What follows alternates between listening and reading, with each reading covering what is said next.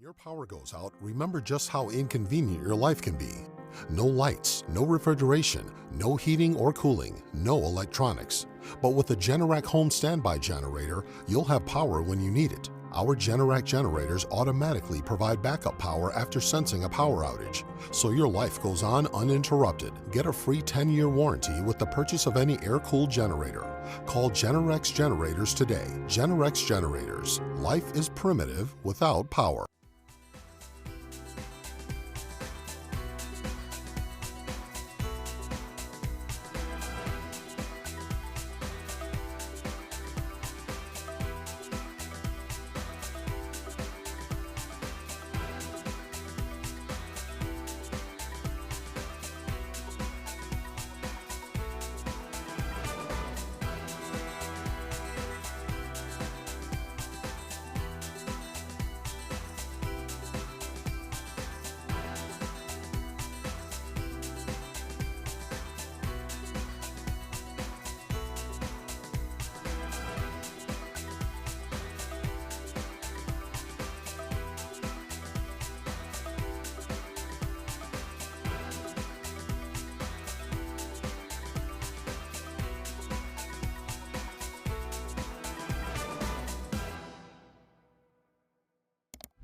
Streaming from the Tampa Bay 28 Weather Center in Studio A, this is Dennis Phillips Live. Sponsored by Generac Generators. Life is primitive without power. And Total Air.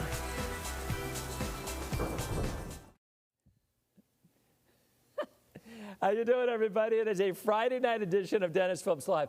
Let me explain the last 4 minutes to you. As a matter of fact, so Scott, why don't you come on in now?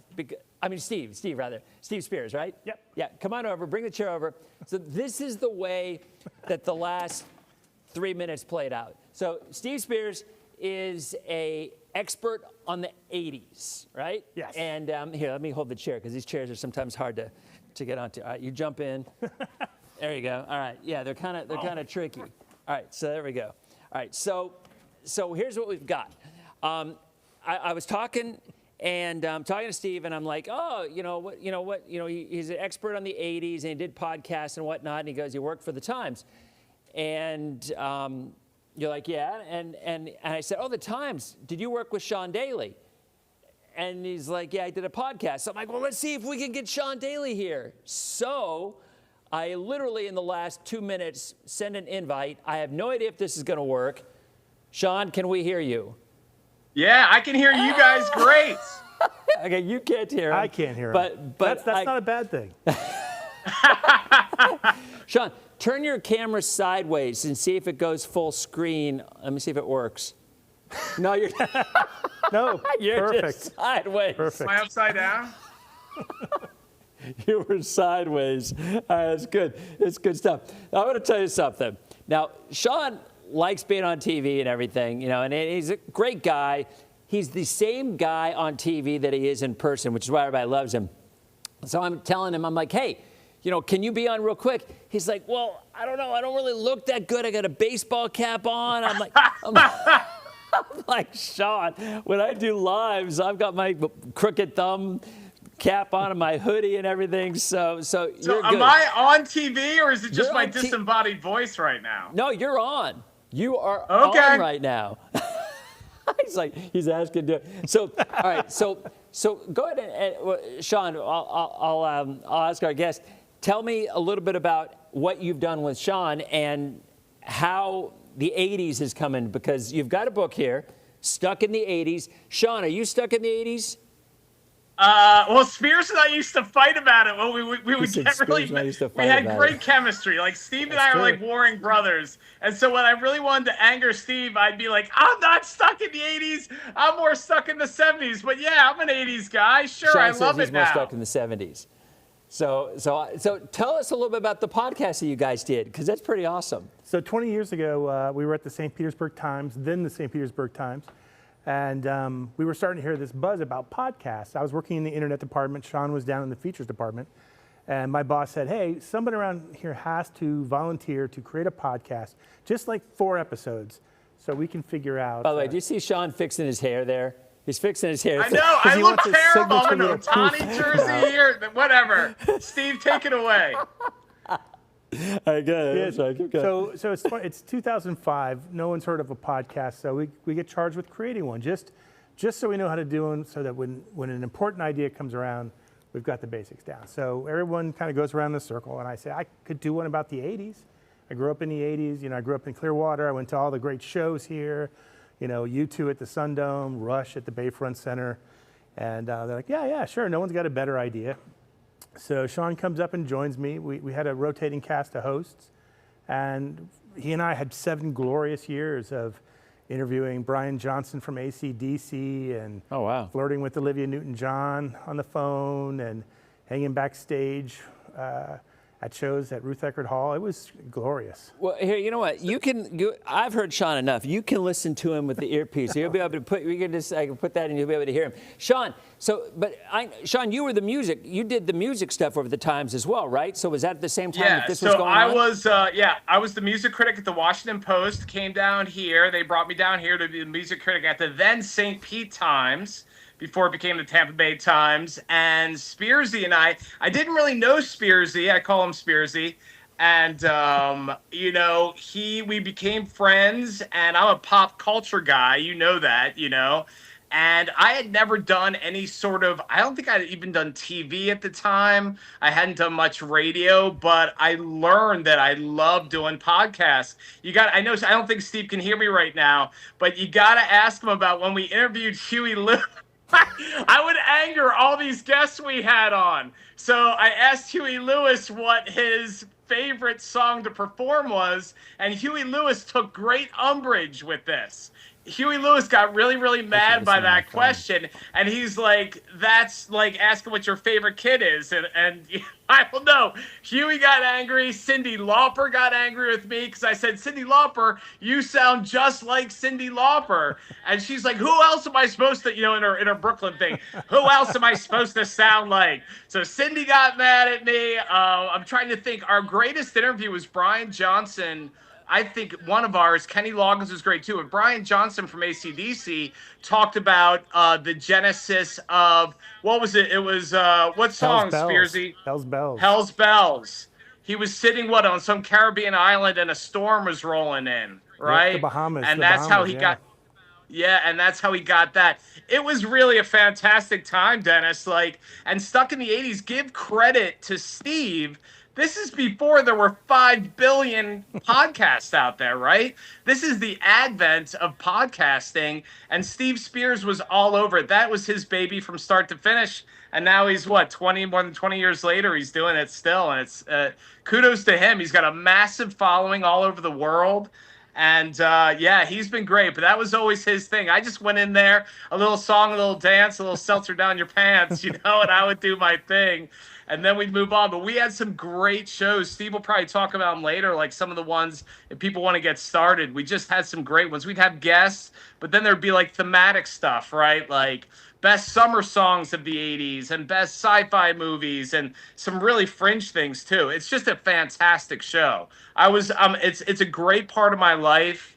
It's something that every now and then, at least once a week, someone will be like, oh, I love you on Stuck in the 80s, and I'll be like, oh my gosh, it's when you get to be my age, even though I look like I'm dressed like a 12-year-old right now, when you get to be my age, because he's cut my IFB. So literally, you just spent the last 5 minutes, and I just saw your lips flapping, but I didn't hear a word. But they did. No. We hit her on TV. It's just I gave my IFB because I wanted him to be able to hear what you had to say. And this man has some stories, and I would guess that's got to be one of the most memorable things that the two of y'all have. You shared some pretty fun times, right? I mean, the podcast is great, but the entertainment. Just hearing these stories about all the musical groups, that's awesome. And you were involved in that as well? Oh yeah. We were invited backstage a lot of the times at Ruth Eckerd Hall. We were back there, and we would sneak into Rick Springfield's dressing room and take photos of us lounging on his couch. Rick Springfield, that was my guy when I was in college. I've done Everything for You, Jesse's Girl. I was personally a bigger fan of the first album, Working Class Dog, as opposed to the, Don't Talk to Strangers and all that kind of stuff. I got my IFB back. But anyway, so Sean, I just wanted to call you on real quick just because, when he said that you guys did some podcasting together, and I think that's an interesting point. Like, you guys were pretty much leading the way when it came to podcasting stuff, yes? 100%. I mean, like I was saying before, there are 5 billion podcasts now, and back then there were very few. And Spearsy was really he was at the beginning of that, and I mean, he's still doing it 20. The whole podcast thing. The idea of doing the 80s and getting in there and sharing stories about growing up in that time, which became the DNA of the show. Right. That was more or less me. But what helped was we had people like Sean, we had people like Kathy Wass and Gina Vivanetto, who were great hosts in the early days, and they shared the vision, which was that, hey, we grew up in this wonderful time with all this amazing pop culture memories. Let's share them, and let's also open up our own personal treasure chest of memories and talk about a bad prom night, or a girlfriend that was a little too crazy, or concerts that went bad. And I think what makes the podcast special, the interviews are fantastic, and they're a core of the podcast. But what really makes it special are people like Sean and Kathy and myself just sharing our stories from that period of time, and the listeners related to it. And hey, Dennis, Dennis, do you have your IFB back? I do. Yeah, I think you didn't hear me before, but anyway, Brian Johnson from AC/DC, he told us about how he wrote Hell's Bells, right. And it's a great story. But then another great one is we were interviewing Kenny Loggins, and Kenny Loggins did a duet back in the 80s with Steve Perry, and Steve will talk about his relationship with Steve Perry, I'm sure. But they had a song called "Don't Fight It." It was a duet. And there was a whip crack sound in "Don't Fight It," the sound of a bullwhip. Well, Kenny Loggins then tells us they stole that sound from Raiders of the Lost Ark, but he was they stole it on the Paramount set or the Universal set or something like that, where he went into the sound department of this film studio and they basically hijacked the whip sound from Raiders of the Lost Ark illegally, I think, and put it in this song. But it's all these great details, and Steve's got them all in the book. Well, it's really fantastic. Well, it's fantastic. Thank you, Sean. I appreciate it. I appreciate you just coming on last second here. But when you had that interaction, I'm like, let's bring in Sean. And he's still fixing your hair, though. But yeah, no, I love it, guys. I'm going to let you and Steve visit. I sound like an old lady. Steve's great. Hey, and Steve's going to hype it tomorrow. I'm going to show up and support him at the Palm Harbor Barnes & Noble from 11 to 1. All the time. Yeah, I'm going to be there. So if people want to come by and say hi and see Steve and have Steve sign his book and take some pictures, I'll be there with better hair. I'll look better tomorrow. Did you know that he always wanted to do TV? When you were doing a podcast, did you think he was going to go TV route? No, what we thought he'd do is become a game show host. Well, I did. That works. I did become a game show host. What game show? Anyway, you guys have fun. Steve, I'll see you tomorrow, right, buddy? All right, see you. All right, Sean. All right, see you guys. Have a good show. Thanks, Dennis. That was awesome. Sean is just, and you know as well as I do on this one, Steve. Sean is exactly the same in person as he is on TV. He is that guy full of energy. So when I heard you were coming in, I started thinking to myself, the Bowling for Soup song, 1985, sure. right? Yeah. And I started going through the list, and then it became an earworm because it's one of those songs. And my son actually saw them sing in New Orleans a couple months ago. But, when I think of the 80s, you think of the hair bands, and you think of, I think of Whitesnake, and it was a time that to me was very different from the 70s. I'm a little older, so the 70s is probably more my era when I was in high school and whatnot than the 80s. So when you look at this book, Stuck in the 80s, and when did you release this? Just a couple of months ago, March, on the 20th anniversary of the podcast. Okay, so is this book really a lot of stories from the podcast, or it's a lot of the interviews from the podcast. So everybody from Steve Perry to Brian Johnson, Cyndi Lauper, Howard Jones, Midge-Ure. Literally everybody we talked, not everybody we talked to, we've talked to hundreds of people, but these are the ones that are the fondest memories for me. And for people like Sean as well, who were there. Sean was there for some of these great interviews that we did. And I think what was unique about it to me was Sean is a professional interviewer. I mean, he's at ease with that sort of thing. I was a professional copy editor. Okay. And so when I started stuck in the 80s and we decided to do interviews, it was very intimidating to me to get on the phone with a Richard Marx or Rick Springfield and have a half-hour conversation with them. So some of what this book is about is what it's like to meet your heroes and to interview them and in some cases become good friends. Who was the nicest one? Oh, and then I'm asking who was the biggest jerk. there's a couple. There's a whole chapter in the book about interviews that we did poorly. Okay. Poorly, and it was always our fault for the most part. Steve Perry of Journey had to be one of the nicest guys. I was promised, I think, 15 minutes with him on the phone, and we spoke for an hour. And we talked about everything from his past relationships to his reluctance to make new music apart from Journey. Mm-hmm. This was probably 14 years ago. And it became like this psychiatry session where he was on my couch and we were just kind of opening up about our fears and enjoying our memories. And that's the reason why the book starts and ends with Journey as the bookmarks and Steve Perry is the final chapter. Yeah, I remember when he went solo with O'Sherry.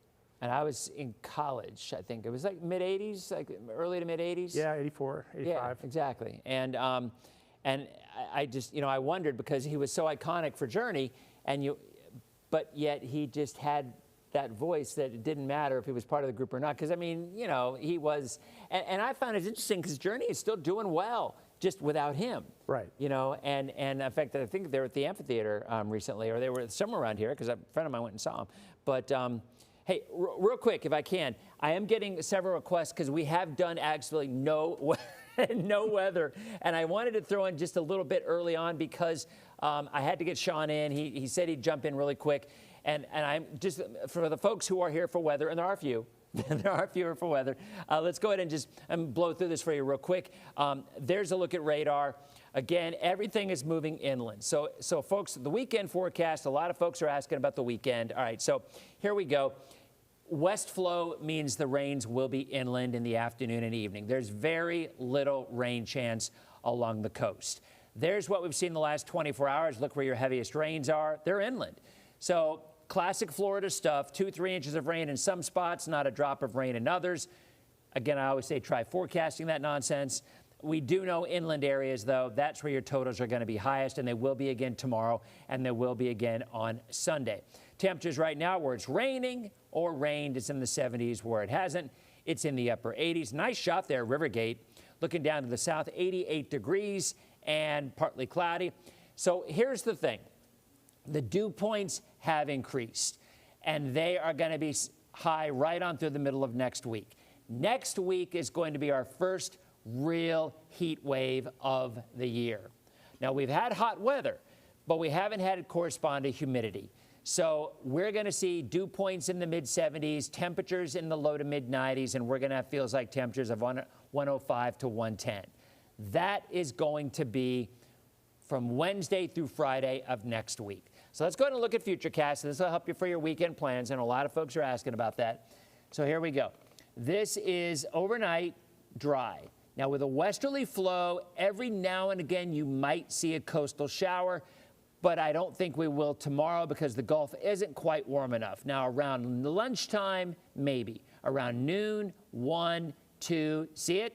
See the line develop kind of there? In fact, look, watch. This goes like pretty much north to south from just north of Tampa, east of Venice. That's 2 o'clock. But watch what happens in the afternoon.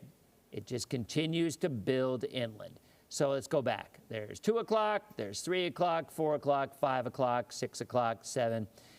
Heaviest rain will be inland. If you're at the parks tomorrow night or tomorrow afternoon, you are going to get rained on. So Disney or Universal, maybe not Legoland, but Disney, Universal, pretty good chance. SeaWorld, pretty good chance of some rain tomorrow afternoon and evening, more so than our area. You're going to Busch Gardens, I think you're going to be okay. Sunday, same thing. Dry in the morning, and we start to see some scattered stuff in the afternoon. But overall, like I said, the middle of next week, we're going to have highs in the mid-90s, and you're going to have morning lows around 80 Westerly flow off the Gulf means a warmer start to your day and a more humid start to the day. But when we go mid-90s by Wednesday and Thursday with high dew points, you're going to have feels like temperatures of 105 degrees or greater. So there's what you have on Sunday. It looks widespread coverage, but look where the darkest green is, inland and east. Look at Monday, east. Look at Tuesday. Tuesday, maybe a little bit of moisture creeps back in along the coast, but I really, truly believe that overall the coverage will be pretty sparse west of I-75 and east of I-75, a better chance. Now, there's a look at the Bay of Campeche and the Western Gulf, and you see the spaghetti models. Any development will go into Mexico. The odds of this turning into something, according to the NHC, are 20%. Let me look and see if there's been an update on that for the 8 o'clock advisory. 8 o'clock advisory is in, and it is still 20%. So no real development is expected out of this system, and unfortunately, it's not going to bring us any rain either, and we certainly need it. So your beach forecast tomorrow, great day at the beach, partly cloudy. I don't look for any rain along the coast. I just don't. I mean, look, we might see a renegade shower try to pop up, but the overwhelming majority of the area will be dry, and it will be warm, mid-80s. Water temperature for the boaters, 85 degrees. West winds at 5 with a seas of a foot or less, a light chop out on the bay. So what about the 7-day? There it is. Highs in the low 90s through Tuesday, highs in the mid-90s Wednesday through next Friday. Dew points in the 70s, and that means your feels like temperatures are going to be easily over 100 degrees. And that's the first time that it's actually going to be like that coming up so far this season. We've had a lot of heat, but we have not had a lot of heat along with the humidity. So there's your forecast. The tropics are going to remain quiet. Matter of fact, I don't think we see a named storm in all of June. I think for the rest of the month, it's all quiet. We'll talk about the heat later on. And by the way, coming up after the streaming, which ends at 58, we are going to run straight through. It's a really great interview. Stick around for this as well. I interviewed the lead of Beetlejuice, the lead performer, Ryan, who's hysterical. Saw him earlier in the week as the lead for Beetlejuice, and he is amazing. They do their own makeup. That's kind of crazy. They actually don't have a makeup artist for the Broadway show, the national tour. He puts on his own makeup. So he sat there at the makeup table for about 20 minutes and was doing his makeup live, real time, as I was interviewing him about anything and everything about the show and about theater and about performing and whatnot. So that's going to come up shortly after, right around the 8 o'clock hour, and it's going to run right through to about 8:20. So, Steve, let's get back. How did you decide you wanted to put the book together? Because I think that's kind of fascinating. How do you start doing something like that? I'll tell you this. It was the hardest thing I've ever done in my life. How long did it take you? 3 years. Oh, wow. Okay. But we were coming up on the 20th anniversary of the podcast, and podcasts are great. I mean, they're out there forever, theoretically, but they just don't have the visibility anymore. Like a great interview that I might have done with, Cyndi Lauper or Huey Lewis 15 years ago is kind of hard to find. So the idea came to, on the 20th anniversary, collect these great stories and put them into a book, and also reach out to people like Sean and Kathy and Gina and some of my other people who were involved, and say, share your memories about what it was like. I mean, were there times that you just were thinking, I'm scared out of my mind because I've got somebody on the phone who was my childhood hero? Or were there times where you just wanted to strangle Sean because he was, acting like it? He was Sean. Because he was acting like Sean. Yeah. So that's how it came together. But we also wanted to tell the tale of, what it was like to work with a brand new medium, because, like I said, and like Sean said, it hadn't been done before. We didn't know. There were no rules. We were making it up as we went along. Who would you say that this book is written for? It's written primarily for people who, had their formative years in the 80s. You either went to high school in the 80s, you went to college in the 80s. I went to both in the 80s, so I'm lucky. But if you have these nostalgic memories of youth, if what you listened to and what you watched as a teenager still affects you, still drives some of your decisions, still makes you cry some days, makes you laugh the others, this book's for you. You were talking about how the medium has changed. This right here is a perfect example. So this started as just a chat group, and throughout over the years, we started this back in '04. Wow. So that 20 years ago. And what was fascinating is, so I had the people who are here in this group, they kind of produced the show as well. One of the girls, I've not talked to her in forever. I think she works over at UT now. She got Daughtry to come on our web chat group, and this was before I was on broadcast. It was before I was on streaming. It was literally on a platform that was called Procaster, and it was just on the internet. And I think that's what's fascinating about where we are now, because you're right. It is the Wild West. There are no rules, and if there are rules, people don't follow them anyway. So it's crazy. But podcasting has even changed, because I remember, like, I've been invited to do some podcasts recently, and I just figured it was a couple of people locked in a closet with a couple of microphones in front of them. There's sets now, and they're all decked out. We're still old school. You know, there might be a lot of neon signs behind me and signed photos from people that I've interviewed, but there's no tricked out studio like you have. But you're right about memories like, you know, Daughtry coming in and making an in-person appearance. It changes everything. Debbie Gibson wanted to come on the show in the early years, and we're like, we don't. It's not a TV studio. It was. How'd she hear about it? Her manager had turned her onto it. Okay. And she was coming through Tampa Bay, and she was promoting some sort of a music school. This was like circa 2009, and she wanted to come in. And at that time, the podcast studio at the St. Pete Times was a soundproof studio, like a little bunker with a control room. There was no way to videotape it or even have 5 people in the room, but she insisted, I want to come in, I want to meet you guys. And so she did. And Sean and I interviewed her, and it was just fantastic. And everyone in the newsroom who had heard about, oh my God, Debbie Gibson's in the building. Yeah. They were suddenly having impromptu meetings outside the studio, so that when she came out, they'd be like, oh, hey, Debbie Gibson. Hi, nice to see you. Sign my time card Yeah. How are they on autographs? I mean, it's kind of those things like if you're in the press, you're not supposed to ask for autographs or any of that. I mean, did people still did it anyway, apparently. Well, what happened with me was, I mean, yes, you're right. In the press, you're not supposed to ask for autographs. But occasionally somebody who you will interview will send you something afterwards.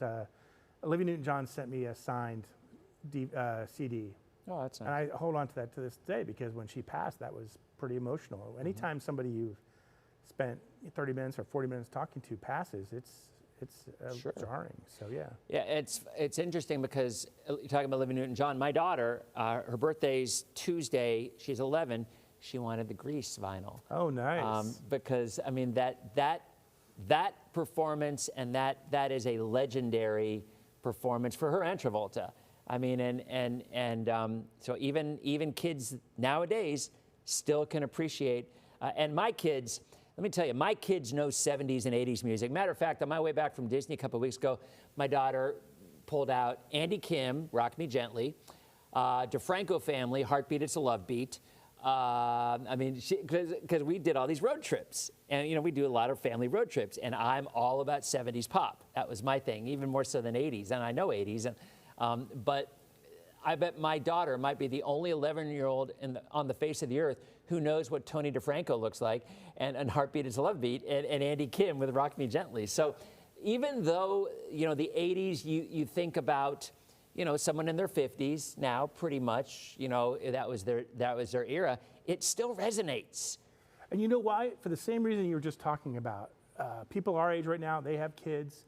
They grew up listening to our music just like we grew up listening to our parents' music. So bands like OMD and U2 and the Hoodoo Gurus and all these other bands that there's no reason for them to be talked about by people who are 15 or a tween right now, but they are, because they were introduced by their parents. And so that the 80s revolution continues today because we pass it along to the next generation. So here's what we're going to do. Streamers, you're gone in 25 seconds, so we're going to continue talking a little bit longer on social, and then we're going to get into our Beetlejuice interview. But again, inland showers and thunderstorms tomorrow and Sunday, not much along the coast. Wednesday through Friday, I think we're going to have some heat advisories with feels like temperatures over 100 degrees. Have a wonderful weekend, streamers, and we will see you on Monday night's edition of Dennis Phillips Live. See you guys. Okay, streamers are gone. We're still on all the other social platforms. I saw the Hooters. I went to Penn State, and they're a Philly. They're Sure, Pennsylvania, and That's their town. Yeah, and their first year that they became a thing, you know, I saw them, and I have them on my 80s. In fact, matter of fact, for my birthday, my kids made a playlist, and it's just a lot of that, you know, that generation. You know, I mean, Def Leppard. Did you ever get to do anything with Def Leppard? We talked to Joe Elliott. Yeah. We had him on the show. He was great. I think we've talked to about 15 or 20 Hall of Famers at this point. Every year we add another couple to the list of people we've talked to. So talked to Nancy Wilson from Heart, and obviously Brian Johnson, and wow. So yeah, that's some fun stuff. Did you ever think growing up that you were going to get kind of a gig like that? No. I mean, I wanted to be an accountant at one point. I wanted to be an airline pilot. I didn't want to be a journalist or a writer. I came into it in college when I realized that I knew how to write. But sitting at home listening to REO Speedwagon High Infidelity, and then you realize that in 30 years you're going to have Kevin on the phone. You can ask him any question you want. If you want to sort some stuff out about a girlfriend that cheated on you, you know, at the roller skate rink one Saturday afternoon, here he is. Ask Kevin Cronin and see what he, you know, taking on the run really means. That's amazing. And I did. So. I was just talking about that album a couple of days ago. We were talking about something on this show, and when I was going through job upheaval, when I was working in Gainesville, Roll With the Changes was my theme. Yeah. And I mean, I literally put that song on in my car. I had a little LeBaron convertible, and I cranked that song up all the time just to kind of like get me through it. And it's interesting because I never thought that a lot of people did that sort of thing, but you're saying yourself that, you know, a lot of people, their therapy can kind of be through music and through lyrics. Sure, absolutely. I mean, somewhere in my office at home, I have a CD that it's called It's Just One of Those Days. And on it are all the songs from the 80s and some songs from the 70s that I used to get through a bad day. So I'm going to ask you this question. I'm going to tell you mine first. In my opinion, the greatest song ever written is Paradise by the Dashboard Lights. Oh, yeah. I mean, I on so many levels, the album Bat Out of Hell is also one of the best albums ever done. But I just think on so many levels, that is just a perfect song. What is your favorite one? Oh, that's you know what it is? It's a trapped question. Just like Sean Daly tried to ask Huey Lewis what Huey Lewis's favorite song was, and Huey said, you can't pick your favorite song. That's like picking your favorite painting, is what he said. And Sean went back and said, oh, that's easy. It's dogs playing poker. And that's what set Huey Lewis off. There is a perfect song for every day. Yeah. There's going to be a perfect song for tonight after this. There's going to be a perfect song for me again tomorrow morning, and that's what's great about the 80s. So again, Stuck in the 80s. Where can they find it? Amazon, Barnes & Noble, Back in the Day Books in Dunedin has signed copies. That's right. And tomorrow, let's mention one more time. Tomorrow, and my son is at the Palm Harbor Barnes & Nobles like 3 times a week. When he was studying, that's where he did all his studying. A lot of people went to Starbucks.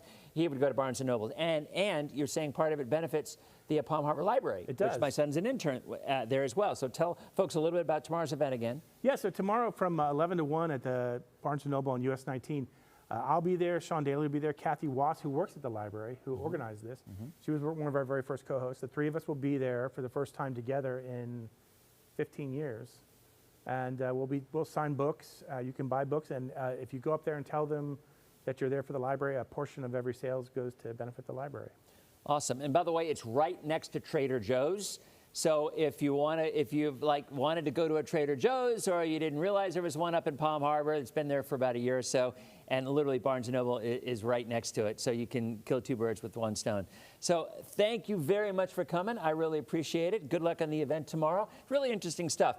Sorry I threw that Sean thing at you, but it was just, we were talking about it, and he literally, when he said that he worked with Sean, I'm like, well, let's just call him, and you know Sean. Sean can, if he's available, he'll find a way.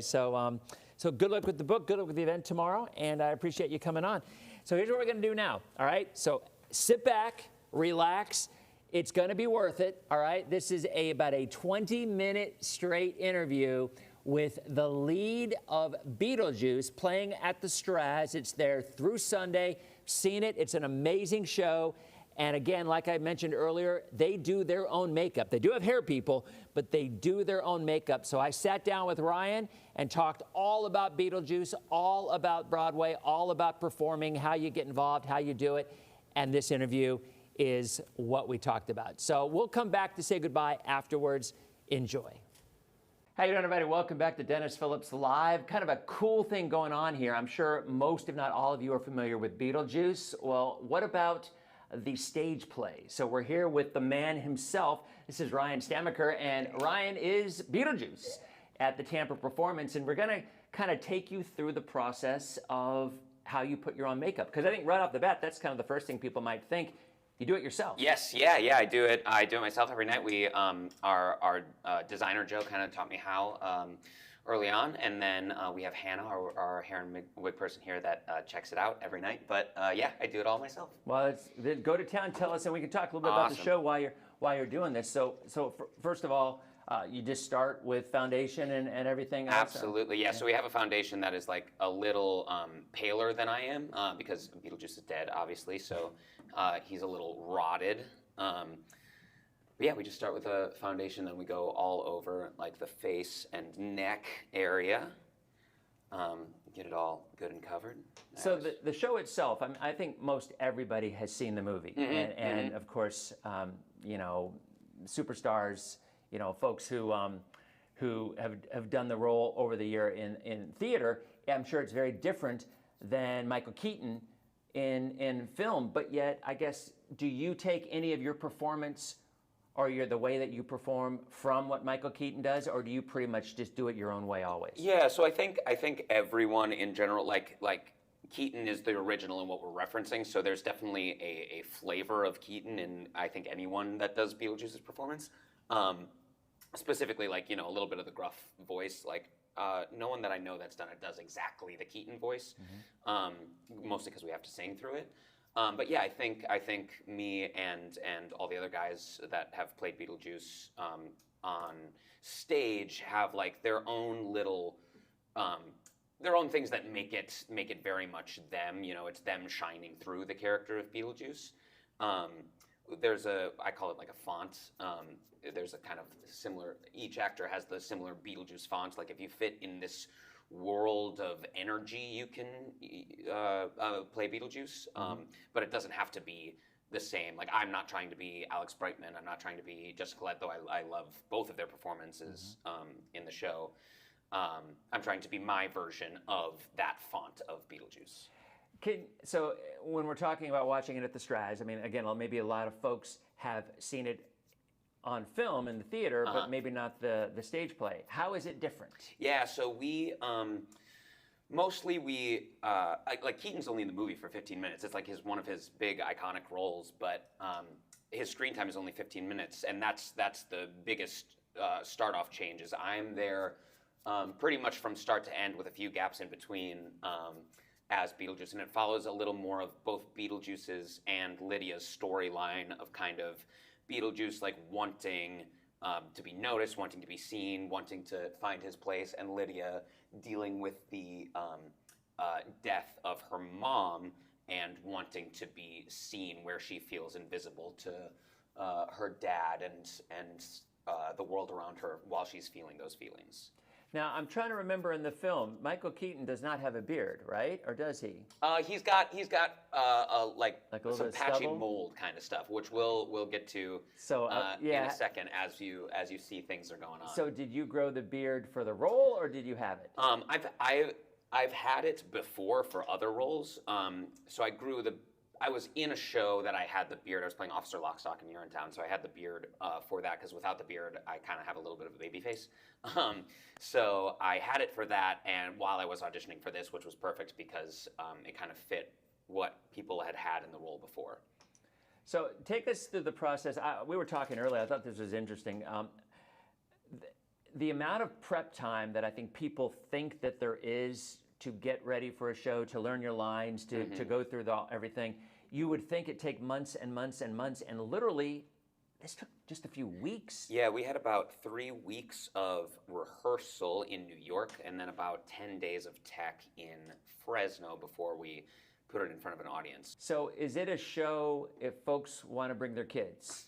That's a tricky one, huh? Absolutely. It is a little raunchy, I'll give you that. But kids do love this show. There's a junior version that's available that I think kids just like interact with it because it's so funny and it's so out there. And the themes are kind of like this idea. I'm not ready for this yet, sorry. The themes. The green. Yeah, the themes are kind of this idea of, being accepted and showing and like being comfortable with who you are, and that being weird is normal, and having eccentricisms is okay, So kids like really connect with it. So my daughter saw it, she's 11, and she saw it on Tuesday, and I asked her, did you like it? And she goes, I think maybe there were things for me that might not have been appropriate, but that went over my head. Absolutely. And I will say, like, there's a point where I ask straight up, are there any kids in the audience? And I make fun of them a little bit. I make fun of the parents that brought them a little bit. But, Beetlejuice in himself is kind of, this, I mean, he's really millennia's old, but he's kind of this mid-30s-year-old kind of guy with the psyche of a 12-year-old boy. So, like, the jokes he makes, while some of them can get a little inappropriate, are very, like, from that age of, like, middle school, fun, joking around kind of thing. So, as an actor, how is it when the audience responds or doesn't respond possibly to things? I mean, how does that impact your performance? I mean, do you find larger venues are easier, harder, smaller venues? How does it work in terms, because the Straz is a massive venue and it's a beautiful, beautiful place. But I always wondered, and for the record, I had a chance, they had asked me years and years ago to be part of Annie. Oh, sure. And there's a little scene in there where they bring a radio guy in, and they had me as the radio guy. Oh yeah. And what was shocking to me is when I walked out there on stage and looked in the lights, you don't see how big the venue is because the lights are so. So I'm curious, when you're out there on stage, I mean, how does that interaction or lack thereof, have an impact on you? Pretty hugely. I mean, the show is always the show, no matter what, whether we have a responsive audience or not. Like, we're kind of ready to give the show that we intend to give, no matter what. There is just like a little extra kick to it if the audience is really energetic and cheering and laughing. There's a little more pep in the step for sure, just because we can feel it visual or audibly and visually.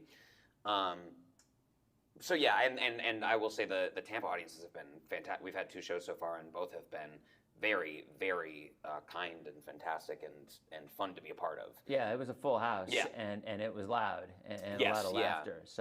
So what exactly are you working on right now? Yeah, so what I just did earlier, you see I have a little highlights around here to give the highlights of those edges, but the brown that was in is kind of the sunken gauntness of his face. You can see kind of like shadows the bone and the skull over here. So we sink in the temples to make him look a little more dead, and then we outline all of those spots with this mark just to give it a little edge line that will blend in. So it makes that sunken feeling of this brown kind of go in a little farther to get kind of the skull zombie aspect of everything.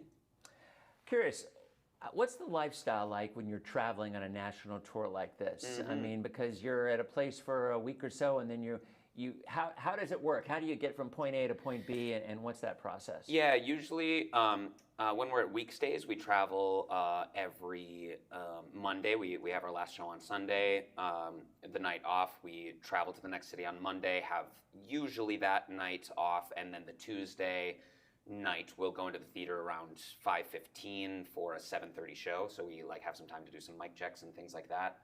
But yeah, it's pretty much stay for a week. We have shorter stops here and there that have like split weeks and stuff like that. But we'll stay for a week and travel on Monday and then be on to the next spot.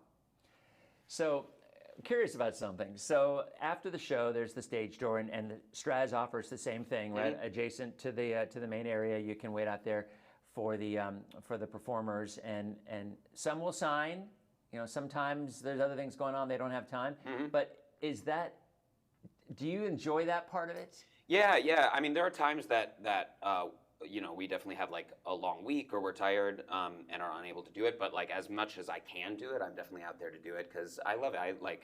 We're here for the audience to enjoy the show, and I think that's a big part of it. I also did a lot of that. My dad lived in New York for a long time while I was in middle school and high school, so I would go out with him and we'd just see as many shows as we could whenever I was out there. And I basically grew up stage dooring theater, so I have all these memories of like these people that I like hugely looked up to that I got to meet at stage doors and experience there. That it's so cool to be. I never really expected to be on the other side of that, so it's a cool feeling. What would be your most memorable stage door? I had a lot. I went to Spring Awakening a lot, so I met that whole cast: Jonathan Groff, John Gallagher, Junior Leah Michelle, all that. Hair was the big one. Gavin Creel. I'm a big Gavin Creel fan. He was very important to me. That cast was very important to me. Casey Levy, who just won the Tony for Ragtime, I literally shared in our group chat a picture of me and her at her stage door for Hair. Just like, wow, this is crazy that this happened, and here we are, So when did you decide this was the path you wanted to go? Really kind of when I was a kid. My parents were both involved in Milwaukee theater. So I kind of got started at a young age with First Stage Children's Theater. That is a great youth theater kind of school program conservatory out there. That taught me a lot when I was a little kid, and I kind of just stuck with it.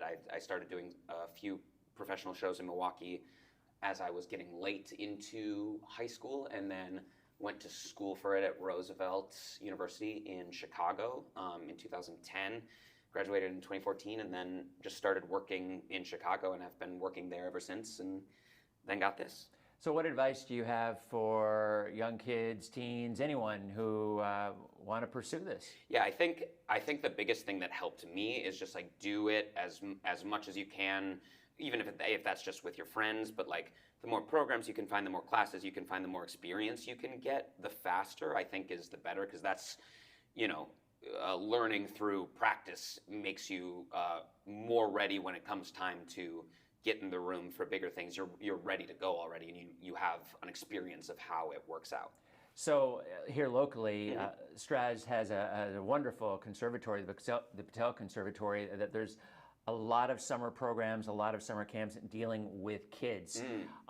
Is that something that you also think is, I don't want to say required, but can that really, really make a difference? Yeah, the thing about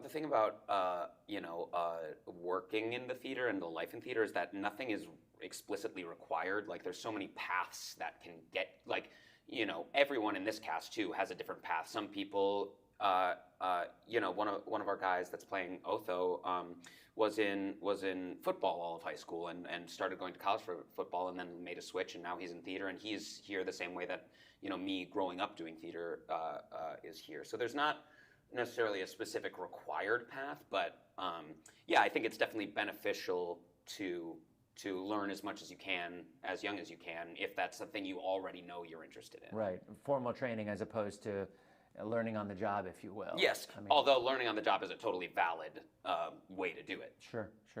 So you got the green going with the purple here. Mm-hmm. Yeah, so now, we get, and that gets into that Keaton, like he has like little mold spotches all over his face.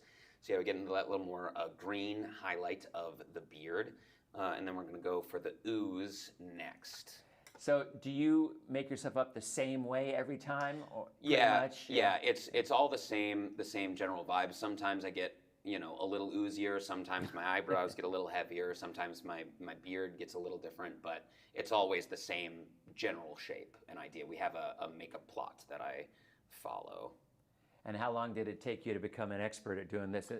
Like 3 days, based on the fact? Yeah, honestly, I followed. I had a video where one of our designers was kind of like walking me through it, doing it on my face, that I followed for about the first week probably, and then I kind of was like, oh, I think I understand the pickup and the gist of this, so I started just doing it on my own, and then I've checked back on the video since just to make sure that everything's good. But once you get a handle on it, you kind of understand it a little better. You're not going to take this off before tonight's show, are you? I am. Oh, Yes. Yeah. man. Yeah. Because we got about 3 hours ish before the show, so yeah. No, I'm gonna take a shower and go home. So, for you personally, what other shows have you been able to do since? I mean, you're relatively young, at least but it sounds like you've had quite the resume building so far. Yeah, I've been working in Chicago, which is a great theater town. Honestly, probably the third biggest in the world. New York, London, Chicago. People will have arguments there, but so yeah, I've been lucky enough to be working there. I graduated in 2014, but my first professional show there was 2012. So I've been working there for, what is that? It's 14 years. Yeah. Woo! Right, it flies, doesn't it? Yeah. I most recently, I said I did Lock, Stock, and Urinetown in the theater out there. I was Olaf in Frozen out at Paramount Theater there, which was a great time. Igor in Young Frankenstein was a big favorite of mine at Mercury Theater out there. But yeah, it's been a blast. So yeah, if you've been in Chicago, you may have seen me, but I've been pretty much, lucky enough to be working in my hometown pretty repeatedly, which is great. Do you have a genre that you prefer? Yeah, so when it comes to musicals, I either like something that is so outrageous and stupid and smart, like Beetlejuice is silly and funny. That kind of Beetlejuice, Urinetown, Little Shop, Bat Boy, Book of Mormon, kind of the producers, Eddie Mel Brooks thing is huge on my list, Spamalot. Or the most serious thing you can think of, Ragtime, Sweeney Todd, Next to Normal, any Sondheim, Into the Woods, Assassins. Those are kind of where I like and I fit in. So with Beetlejuice, for the folks who have not seen the movie, and there might be a few out there watching right now, explain a little bit about what the plot line is and about the story of what it is that you're doing here. Yeah, so basically, the musical is about two storylines. Beetlejuice's storyline, who is a demon that has kind of been banished to be stuck in this house forever, and is trying to get a living person to say his name 3 times so that he can unleash himself and be free and be seen by everyone. We're following his story as the 2 people in the house, the Maitlands, die, and he tries to coach them into scaring people into saying his name 3 times. We're also following Lydia's story, it starts with her mom's funeral. She's sad that her dad is kind of like despondent after her mom died, and she feels kind of alone. Her dad, herself, and her life coach, Delia, move into the Maitlands' house after the Maitlands die. And her dad is saying, this is our new house, this is our new life, we got to get it together, while Beetlejuice is trying to get the Maitlands to scare them into saying his name 3 times. So in the middle of all that, some things go wrong, and it causes Beetlejuice and Lydia to meet. And because Lydia herself is strange and unusual, she's one of the only living people that can see Beetlejuice, so they kind of team up to make her dad notice her and get Beetlejuice what he wants, and then things ensue from there. Is the Deo scene? It very much is. There's a lot of things that you'll be familiar with if you've seen the movie. There's a lot of also lines that have been repurposed to fit into the musical, even though they're not in the exact same place as they were in the movie. But yes, the Deo scene is very much there. All right, so where are you now? You've got you painted on your eyebrows. Yes, yeah. Painted on the eyebrows, so they're just like big and as caterpillar-y as they can be. It's fun. I have a Beetlejuice playlist that's about 200 songs deep on Spotify right now that I listen to every day while I'm putting on my makeup. And it's always funny when things line up. If I get the right song, like Blink-182's "I Miss You," and I'm putting on eyeliner to that, it feels very 2000s punk emo coded. Yeah. So Tim Burton, his vision, I guess, of Beetlejuice, it was pretty dark. Yeah. You know, and I mean, obviously with the subject matter, would you say that the musical has that same feel to it, or is it different? I think the musical feels a little lighter just because of how funny it is all the time. But we do dig heavily into grief. There are a lot of like touching moments that you might not expect from a musical like this. That I think is what really gives it its staying power, because I kind of describe it as kind of the perfect intro to musical theater because it's a movie we recognize. It's so funny, it's so fast, it's so fun to be a part of, and then it does, you know, hit you in the feels at the right moment. So you leave feeling something. You leave understanding like your life, someone else's life a little bit better, while having this great fun time, which is at what I think musicals can be at their best. You know. Is there a role that you have not done that you really hope you get the chance to do so? I have covered Seymour Krelborn twice in Little Shop. I've never got to do it from start to finish. That's a big one. Mm-hmm. I would love to play. I've done Igor in Young Frankenstein and Leo in The Producers, but those are two that I would love to do forever and ever. Same as the Baker in Into the Woods, and eventually Sweeney Todd. Those are kind of my big up theirs. And I've seen most of those, and matter of fact, I saw Matthew Broderick. Oh yes, when he was with The Producers, mm-hmm. and Stage Door, and you know, it was funny because I had heard rumors that sometimes he doesn't sign or just kind of blows through the stuff, and he was super awesome. It was like with everybody. Yeah. And I guess it's like you were saying, you know, it depends on the day. Yeah. If everybody is if you're having a bad day or something's going on, you got to get out of there. You don't have time to sign. But we also saw Bruce Willis at Misery. Oh wow, yeah. When and it was funny because I asked for an autograph and he looked at me and he kind of glared at me. He's like, "Is that for you?" I'm like, "No, it's actually for my wife." Oh, okay. So I thought, because I mean, I guess it is a thing when you're a big star. You know, maybe people take those autographs and they resell them. Yeah, absolutely. You know, it's you know, and you know, I think you were talking about Jonathan Groff. He's, I think, one of my favorites, mm-hmm. and I think the Hamilton role is you know, so iconic for such a relatively small part of a show, and yet to be so known for that one particular role. Yeah, absolutely. So is this it? Yeah, this is pretty much it. The powder I just did was to set it because basically I run and scream for 2 hours of my life every night, so I sweat quite a bit. So you've done your steps already. You don't have to worry about it. Exactly. So that powder like kind of keeps it all in place.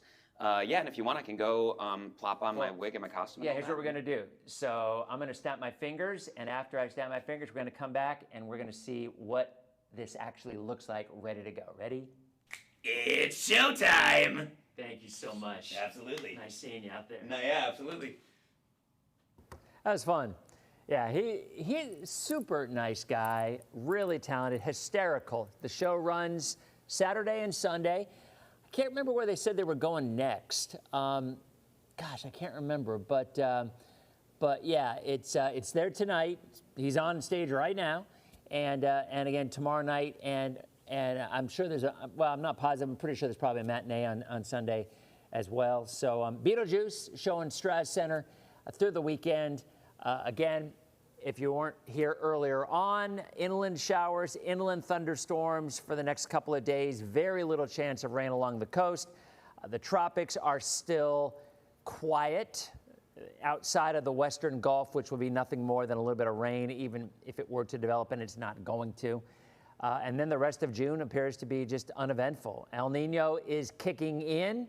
Fewer storms will develop, but that doesn't mean there won't eventually be some storms that could threaten the U.S. or Florida. But nothing over the next couple of weeks. We are looking good. So you guys have a great weekend. Thanks to Ryan. Thanks to Steve for the podcast, the book, and just a really, really entertaining 45 minutes, now closer to an hour. So hope you guys have a great weekend. And I'm off Monday, so I think Allie's in. Let me check the schedule. Let me see who's doing DPL on Monday. Let me check. I think it could be Jason, actually. Let me look. Shifts, we use Teams for our shift. Monday is Jason. So Jason will be doing DPL on Monday, and I'll be back on Tuesday with my next edition of Dennis Phillips Live. You guys have a great weekend.